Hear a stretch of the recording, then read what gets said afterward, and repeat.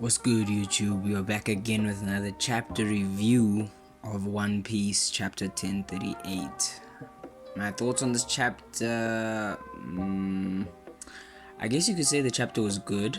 I think it had bits and pieces that we needed to see and maybe even know about, but I also feel like some of them we didn't. Basically, it had apples and, let me say, like BDA said, apples and sweets. Some of them were good, some of them were bad, some of them we didn't need. So yeah, I'm a bit iffy about whereas how the chapter is. The cover page takes us to Whole Cake Island, where we see they captured Niji and Yonji. So this explains why there was such a calm in the previous cover page. It's because they've obviously escaped Whole Cake. Joma 66 have escaped, and Niji and Yonji have quote unquote sacrificed themselves so that the rest of Joma could escape. So I think the cover page gave us a bit more insight. I don't think that Joma will be coming to Wano anytime soon. I don't know if how they'll be able to actually get back Yonji and Niji. I don't know what their strategy is to get them back. I have to still think about that. I haven't thought about it, but I don't know how they're going to do it. We then go back to Onigashima, where it is lit, and I'm talking about Litty Bitty. Like, do you get it? Raizo and Fukurokujo are having a standoff like it's a damn fucking Wild Wild West movie, and I think honestly Oda has to wrap this shit up, bro. Like, it's gone on. It was a funny running gag in the beginning, but I think it's gone on for way too long. I think Oda should wrap it up within maybe the next chapter. Ain't nobody trying to hear that bullshit. Oh. But in the same breath, I do think that maybe it could be that Raizo and Fukurokujo will drop some information about Wano and the history of the Shogun, since they obviously were designated to serve whoever is on the throne, like Fukurokujo had said a couple of chapters ago, that you serve whoever is on the throne. So maybe they're saving this to maybe drop a little bit of history, a little bit of information for us for the next coming chapters. But I do think that this should be wrapped up. I think that there's other things that we could be covering within that time. I think that the Raizo and Fukurokujo fight needs to end. It's time to go!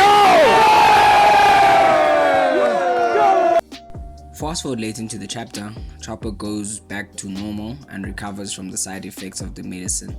But then he states that he's worried about Zoro and how Zoro is doing, because he's hinting basically at the fact that the medicine should actually be wearing off around about now.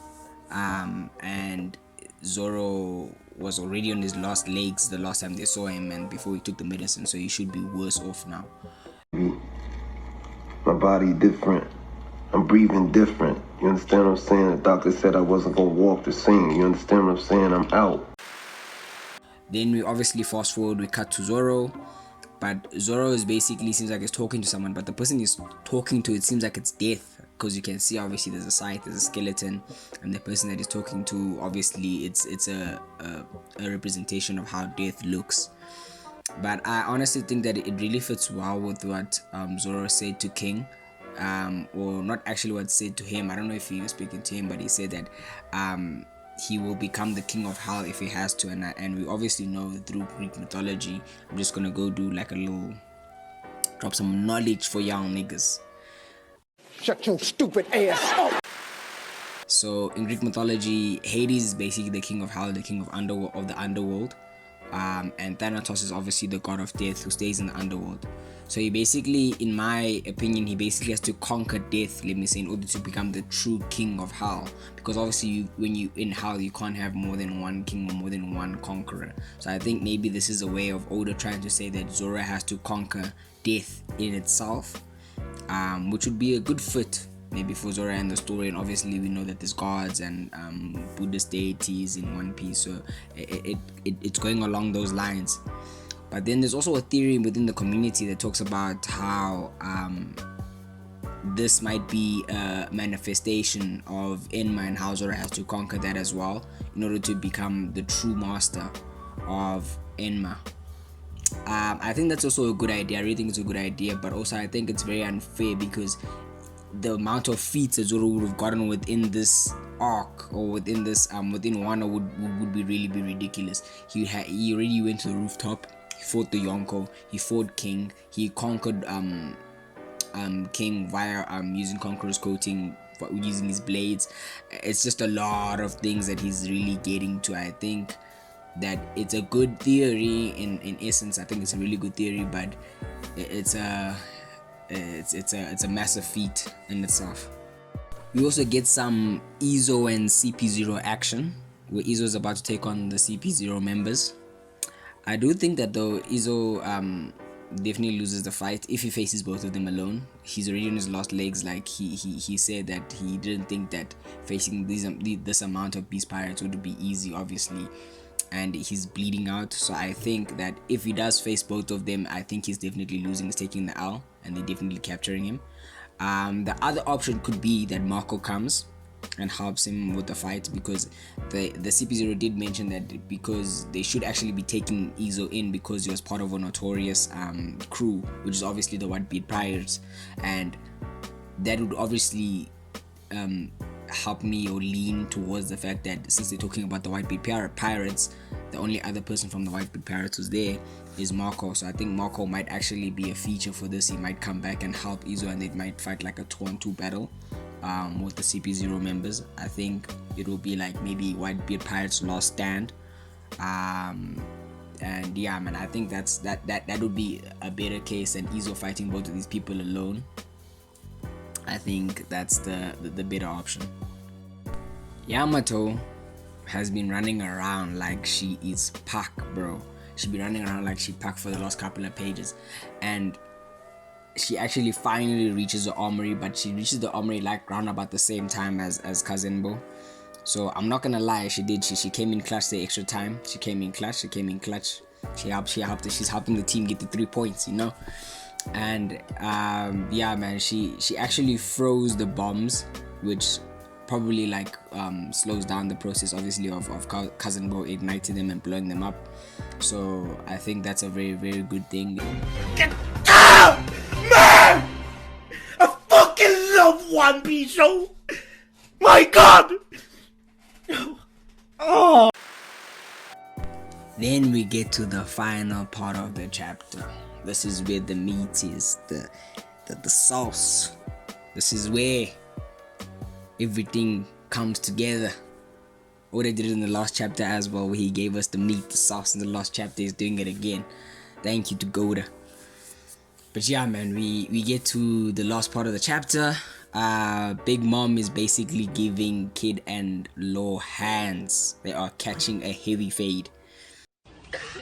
I beat the shit out one of these niggas, boy. Straight up. Niggas don't want to fight. And it's so bad that some of their crewmates, even Big Mom says, like, some of their crewmates are trying to save them and are begging that please leave them, like. And this is how I know that the Straw Hats are literally built different. Like they are just built in a different kind of way, because if it was Luffy in that position, them niggas would know, nah, Luffy got this. We don't have to be begging, we don't have to be crying about this. Luffy has us, he has it. We even saw, like, in Thriller Bark when they were fighting, like, they actually teamed up against Oars. I think maybe the Straw Hats would have even gone to that extent, to maybe even team up and not be begging to try and save their captain. I really don't think, I think the fact that Luffy and Kid and Law are supposed to be rivals, it's very far from me, because Luffy and the Straw Hats are far ahead. They are far ahead. They are not even in competition anymore. They are not built the same. They are not in the same bracket, guys. Useless Captain Mid. Come on. He got his ass cooked. He got cooked. Adrian, you didn't go down like that, huh? He got cooked. But then Law somehow manages to come up with a massive move. His awakening move. He uses Kroom, and he extends his sword and he stabs Big Mom with this huge ass sword. I'm talking, this thing is massive, my brother. This thing is huge. They stab Big Mom right through her body. that thing went right through it, and obviously this move damages the insides more than anything. So I think this is also Oda's way of maybe giving Law a power up, maybe equaling or even greater. But I'm leaning toward more greater as internal destruction real, because Law haven't seen Law shown any conqueror's haki feats, any internal destruction real feats. Luffy's the only one that knows that, so I think maybe this is Oda's way of trying to give Law a bit of oomph in terms of destruction. Kid then rams her with the metal version of the Black Bull's base from Black Clover. If y'all watch Black Clover, y'all will know what I'm talking about. He rammed that thing right into her, bro. But she's trying to also, I don't know, man. I don't know. They are willing to die for the cause at this point.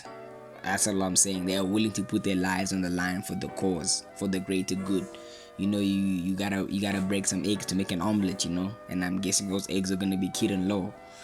But yeah, they are trying to hold it down for us, but yeah, they are having a difficult time. I'm not gonna lie, and there's two of them, so it obviously shows that Luffy is also another testament that Luffy is just built different. That's why he's the GOAT! The GOAT! But I obviously don't think that Big Mom is going to fall. I don't think Big Mom goes down here. I think maybe she gets severely wounded. I think maybe Brûlé will come into play, where she will use one of her mirrors and send the whole crew back to Whole Cake Island.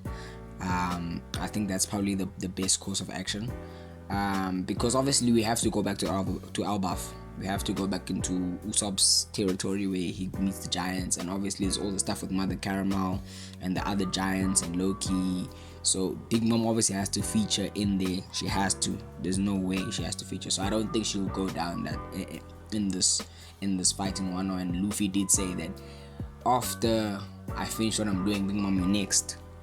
So we take that man's word. Take that man's word. But yeah, guys, please do like and subscribe.